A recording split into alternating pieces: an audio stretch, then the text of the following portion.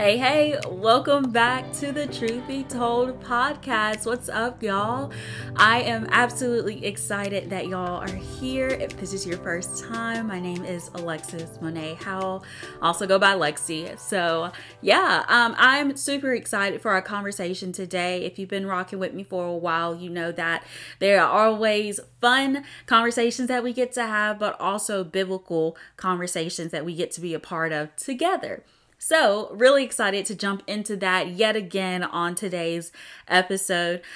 Really today is all about Christian burnouts and what that looks like. And I had this scheduled for a time after, but I think it's so important right now to talk about it because this is where I'm in, or this is what I'm in right now. It's just a little bit less of a fire burning to spend time with the Lord and to do things that are kingdom designed. And I just want to talk about that. So if you have been experiencing Christian burnouts, if you don't have the energy or the desire as you used to pursue the Lord, it's okay. You're normal, you're human, it happens. And I just want to share my week with you. And hopefully there are some truths in there that you can apply to your life when you also not if, but when you experience those highs and lows of the Christian faith. So I am a person that throughout my day, and I've mentioned this in a podcast before, like I incorporate Jesus throughout my day. I'm in a very special and sweet season where I'm doing college online and I have this flexible schedule. And so I'm able to incorporate the Lord more so than if I had in-person class or different other things to go and do. So I'm in a really sweet spot right now. And in incorporating Jesus throughout my day to day, I have needed the Lord like so much this season, and not a lot of trials had happened, but a lot of inner battles have happened within me. And in these internal battles that no one physically can see, I've been fighting every single day. And you may be able to relate to that. There are external battles that we have, that we experience, that others see and are able to, talk to you about or just love on you in. And then there are some internal battles, and those are typically for me the hardest ones because nobody can see the thoughts that I think or the things that I feel, right? Unless I express it to them, nobody knows about it. So I've been having a lot of internal battles because it's life. We're in a fallen world, and it's what's going to happen, especially as a believer. You're going to battle something. So I understand these things happen, but I think the beautiful thing about the season that I'm in and the situations that I go through is that they go hand in hand. So I do incorporate Jesus throughout my day through sermon watching, music listening, podcast listening as well. I do all of that, try to incorporate it because it really uplifts my soul. Like it really just refreshes me. It strengthens me, encourages me whenever I incorporate Jesus throughout my day. Okay. So this past week, I have been doing less of incorporating Jesus throughout my day. The basic of how I spend time with the Lord is I meet with the Lord 3 times throughout the day, at least once in the morning, once in the early afternoon, and a reflection time later at bedtime at night. So that's what I typically do. But I have noticed that my time spending with the Lord has been less focused, more distracted, and less intentional. So I've picked up on this. I'm like, okay, I'm not really getting into it. My thoughts on scriptures are a little bit shorter, and my desire to seek the Lord and spend time with him are not as prominent as they used to be. So I picked up on the notes, the red flags really. And there's something in putting down that time and not spending as much time with the Lord. I picked up a new hobby, and that's binge watching, right? Like binge watching. I don't know if you watch Netflix or if you have your favorite show, whether you're old school like me and it's like Andy Griffith, or if you're like new school and whatever that TV show may be, I don't know. And so I've been picking up binge watching, and I'm not going to say what show I'm watching right now. It's not a bad show. It's actually a very funny, wholesome show, but I've been watching more and more of it. Now, there's nothing wrong with watching a show or 2 or 5. But for me, I know that I can only take so much. Like, I have to break up my show watching with something spiritual. And it's just my personal convictions, boundaries, direction of the Holy Spirit for me. So you may not be in that same boat. That's totally fine. I give this example just so we have something to go by, but just because you don't relate to the specifics does not mean that you can't relate to the burnouts, right? So in not spending as much intentional time with the Lord, I have picked up binge watching more so, and it's left my soul really depleted and lacking and low, and it's been a very difficult thing. In fact, coming home today, I was telling my parents how my week has been, and just not sitting with the Lord as much or really diving into it. I mean, my prayers are shorter. My attention span is like not there. And these things happen. So really what I wanted to come up here and share with you is that if you're having a Christian burnout, if you don't desire to seek the Lord, because that happens, if you don't want to do this, if you are struggling to pay attention, if you're struggling to focus in your prayer, these things happen. Now, we can always get back on track, and I'm so thankful for the Holy Spirit and his love for me to call me out, to bring me in, right? So he called me out. Hey, you're not spending intentional time with me. Come back. And those are never like comforting things in the moment. The convictions of the Lord is never comforting at the time. But when you step back and look at the supernatural, you're like, wow, his love for me is so high and so wide and so deep that he comes after me, and he comes after me because he wants to draw me in. So if you have not felt that before, this moment, this video, if you're watching on YouTube, if you're listening to me on podcast, this is the Holy Spirit convicting you and calling you back to him. So if you haven't experienced that before, boom, here it is. It's through this podcast, and it's and it's because of his love for you. It is not to hurt you or me. It is to love both of us in the way that the kingdom has been designed to do. So I really typically, whenever we have conversations, I have either a notebook here or a computer to like have some notes. This is spontaneous. This is just you and I talking as if we were grabbing coffee or getting like a cone of ice cream, a scoop of ice cream, whatever. I really love ice cream, so I had to throw that in there. But yeah, I just want to talk about that. So this week, again, haven't been spending as much intentional time with the Lord. Noticed it, took note of it, but I really didn't do anything about it. Like I knew, okay, I'm not spending as much time, or I'm not as intentional, as focused. I get it. The Holy Spirit allowed me to take notice of that, the red flags, but I didn't do anything about it. Quite honestly, I was like, okay, whatever. If I can be real, right? These things happen where the Lord is like, hey, seek me. And you're like, I will in a minute. And there's some pause buttons that we put on the Lord that we shouldn't, and there's some ways in our heart that we have towards the Lord that we shouldn't, but these things do happen. And I just want to be real and transparent in that, because if you are going through that as well, none of us are bad believers. We're not bad Christians. We're human, and the Lord works in our humanness and he makes something really holy from it. So I'm hoping from this weak place that I am in that his holiness is illuminated and he receives his glory, and you are also encouraged. In our Christian burnouts, it happens in many forms. Again, as I mentioned, spending less time with the Lord, a little bit more distracted, less focused. All of those things can happen. So I guess the big question is, what do we do when we notice the red flags? I'm not spending as much time with the Lord. I'm not obeying him as I should. I feel distant from the Lord. And we know our distance from God is not because he's left us, but because we've left him. It's not because he's abandoned us. It's because we've chosen to walk away. Like a sheep and a shepherd, we often wander. And as a shepherd, he often comes after us. And it's like in Luke 15, right?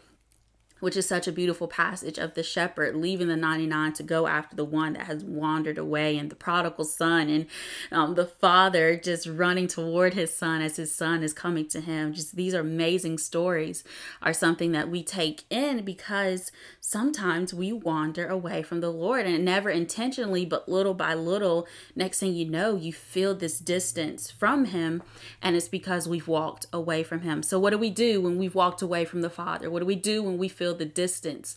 What do we do whenever we have this like lack of pursuit of him and desire to pursue him, and our fire for him is a little bit more dwindled?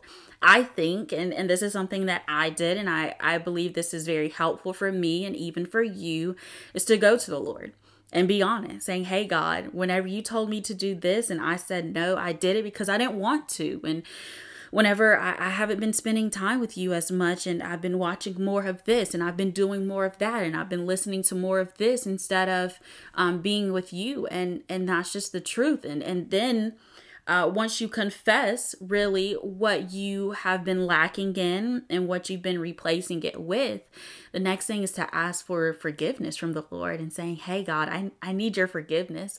Not only do I need you to forgive me, which he so easily does because his heart is so tender and compassionate toward us, but then this is the big one, is in asking him to help us forgive ourselves. This is something literally, guys, that I'm in right now, this very moment. I feel better about my situation because I've confessed to the Lord. I've asked him to forgive me. I'm in the process of forgiving myself, but it's super hard. So we have to ask the Holy Spirit to help us to forgive ourselves. And then I really believe it is James 5:16 in practice, which is confessing your sins to each other, praying for each other, and that giving God glory. So not only do I tell the Lord, hey, this is where I've been lacking, this is where I am, this is what I've actually been feeling, this is when I didn't want to obey you, this is, being real with the Lord, asking for his forgiveness, asking him to help you forgive yourself, and sharing your faults with another person, with another believer, a mature person in the faith. If you don't have that person, then I hope that you feel comfortable enough to share it with me. But I'm also believing that the Lord is going to allow a person in your life to be that for you, so that you can have someone that's in your corner that to share that with. If you don't have that person, again, you can talk to me personally. If you follow me on Instagram at Dear Broken Girl, you can send me a private message and we can talk there. But anyway, so I believe that is the fourth thing, right? First is confession, forgiveness from the Father, forgiveness from yourself, and then also sharing it with another person. So if you break up the forgiveness into two parts, the confession to another person would be the fourth thing. I think it's important because there's many things that we keep, or I will just talk about me. I'll keep, it's like, okay, Lord, it's between me and you, this sin that I did, this shortcoming that I have, this fault, this thought, it's just between me and you, Lord. Because when we expose ourselves to other people, it's like we're really held accountable for our actions, for our thought patterns, and for these different things that we do or don't do even. And another person, another human knows about it. So it's easier for me to just keep it between me and God. But the Lord often calls us out of our comfort zone to share it with another person, because we have no idea what our transparency and honesty with another person can encourage them in their faith. I believe that every single believer, from beginning of time until the end of time, those who come to Christ will experience Christian burnouts, will have a lack of focus, will have this tendency where their fire for the Lord is not as blazing as it was a week or 2 weeks or a season ago. I believe that every believer is going to go through those moments. And so what's important about our weakness is when we expose it all for the glory of God, to encourage other people and to be strengthened by the Lord ourselves. This is what I believe is a gift from the Lord, is transparency. Now, I'm not saying that you need to go on social media and tell people what you've been struggling in and worried about and lacking in.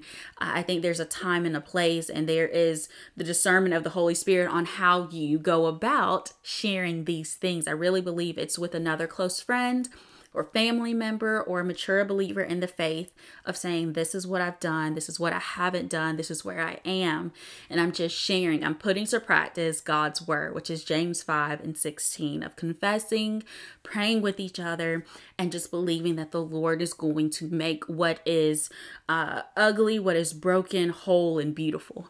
And that's only in his hands. So he cannot beautify what we do not give to him. So give him your Christian burnouts, give him your lack of this or your desire to not do that. Give it to him so that he can work with it. Yes, so that's pretty much it in that sense. I really do believe that it's important for us to understand, and this is a big thing for me because I struggle with trying to be perfect, this pursuit of perfection, knowing that I'll never reach it. And I do this in different areas of my life.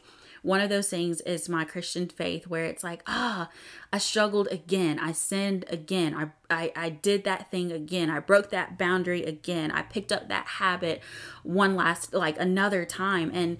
And sometimes it can be very defeating that we do sin and fall short of God's glory, but it's in his word that we will sin and fall short of God's glory. And Jesus himself says that we're going to have trial and temptation, but to take heart. Why? Because he's overcome the world. And in Hebrews 12, I believe it says that we're supposed to strip off every thing that slows us down, that easily trips us up, that easily holds us back. Strip those sins off, whether it's guilt, it's shame, it's whatever it may be, so that we can run the race that God has set for us.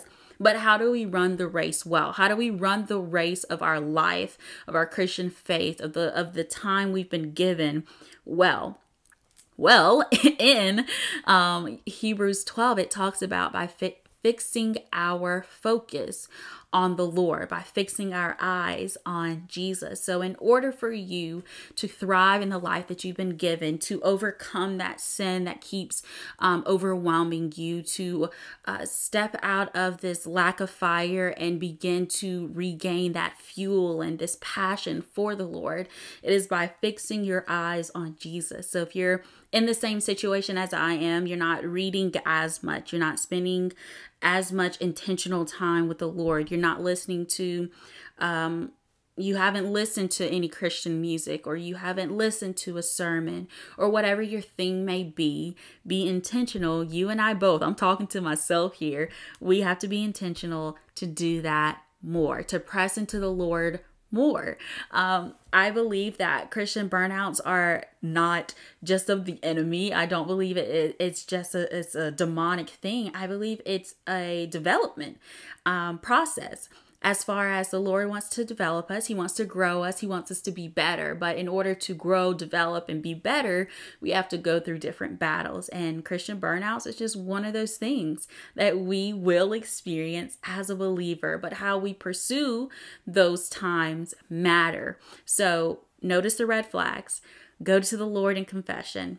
Ask him to forgive you, and then forgive yourself, and then share with another person. You have no idea what your testimony, your honesty, your transparency will do for another believer, a non-believer, to know that in Jesus, we will not be perfect, but he will always help us progress to be better, to be more holy as he is holy. And it's just a great journey to be on with the Lord. So I'm thankful for his kindness and his goodness and his conviction to call me back to him, and his love to chase after me and bring me back to where he wants me. And so for you, if that is you, if you are struggling to spend time with the Lord, to make room for him, to be with him, to whatever it may be for you, if there's a lot of things taking your attention from school to work to kids to this to that, and it's just like pulling you in all different directions that you don't even have time for the Lord, I understand that these things happen. And I believe that you're listening to me right now because the Lord wants to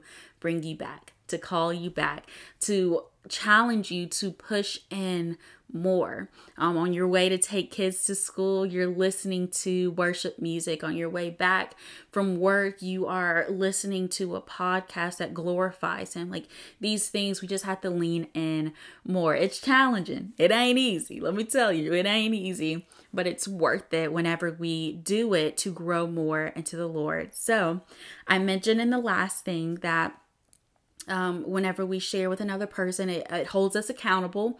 But also in James 5:16, it says that we are supposed to, wow, can I get my words together, y'all? I don't know.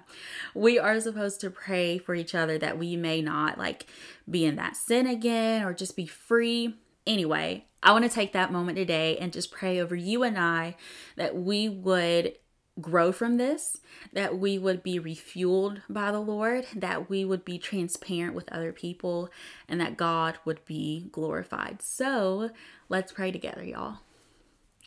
Father, I'm so thankful for you. And I'm so thankful for this past week, even though it did not go as I planned in the sense of my spiritual progression, and my pursuit of you has been lacking, and my fire for you has dwindled out more. And it may be the same for those listening to me. We come back to you. We're thankful, Holy Spirit, that you come after us with your love, with your kindness, and with your conviction. It is wrapped in your conviction, your love, and your kindness to be able to call us out, to bring us in.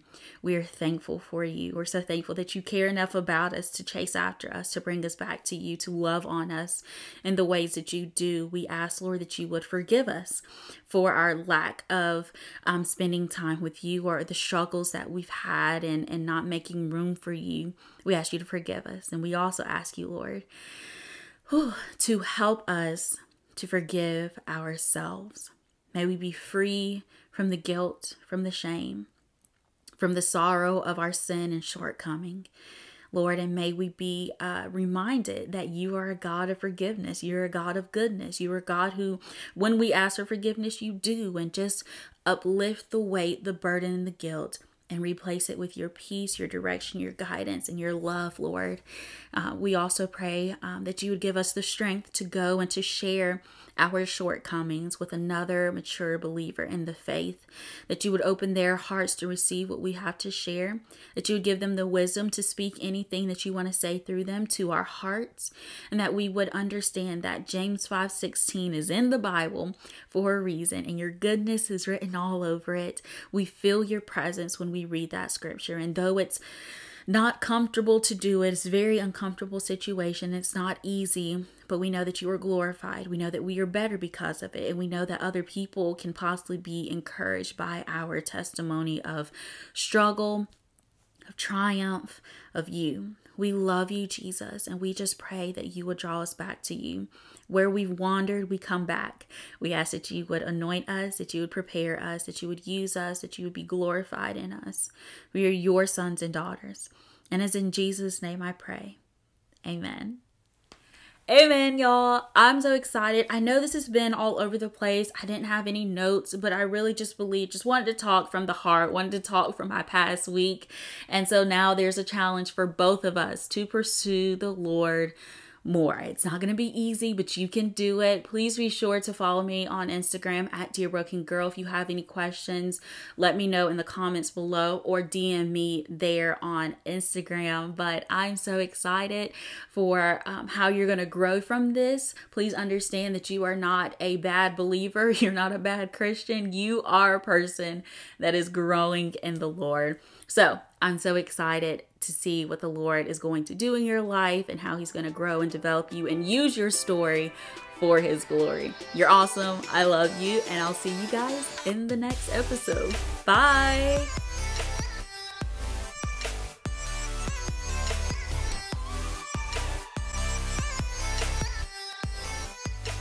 Thank you guys so much for tuning in to the Truth Be Told podcast. I hope it's been an encouragement to you and that you've had a moment to laugh, a moment to learn about the Lord, and have this newfound fire for Christ and to pursue him in the path that he has specifically for you. I'm excited for the journey that the Lord has for you, and I'm so thankful to be able to talk to you each and every episode. If you have not already gotten your copy of my book, Dear Broken Girl, you can head over to Amazon and get it there. When you get your copy, please be sure to leave a review on Amazon and share any of your thoughts with me on my Instagram account at Dear Broken Girl or Facebook account at Dear Broken Girl as well. I would love to see your thoughts on Dear Broken Girl. And so Dear Broken Girl is written to teach and remind you of your worth in Jesus. So please be sure to get yourself a copy, your mama a copy, your friend, family, or even a stranger, so that we can all be encouraged and be reminded and even taught who we are in the Lord. Also, I want to tell you about my Facebook ministry, Alexis Howell, which is a place for me to sit down with special guests ranging from 16 to 60s or even older or even younger. And we talk about Jesus and where they are, what they're learning from the Lord, who the Lord is to them in their season of life. It's an amazing conversation that I want you to be a part of. So head over to Facebook and search for Live with Lexi Howell. Be sure to like the page, share the content, let your friends know that this is a conversation for them. Speaking of liking and sharing, be sure to subscribe to the Truth Be Told podcast on YouTube, podcasts that you listen to. Be sure to follow me at Dear Broken Girl on Instagram, on Facebook, and even on Facebook, my personal page, Alexis M. Howell, where you can see all the weekly and even daily encouragement that we have for you so that you can learn more about Jesus, that you can grow in him, and that you can live for him. It's all the tools, the tips, the tricks, the study tips that you need to grow in your faith with him. So that is what I have for you guys. But before I let you go, can I pray over you?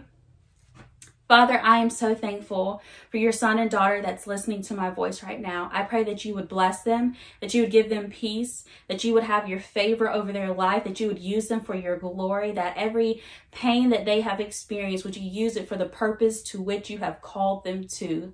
May each and every conversation that we have in these episodes be an encouragement to them, and may they go out in their different spaces and places to proclaim your truth, to know their identity in you, and to remind other people of just how good you are. I ask for your guidance over their life, over clarity over their life, and everything else, God, that they are in need of. I pray that you would provide for them with your presence. It is in Jesus' name that I pray. Amen.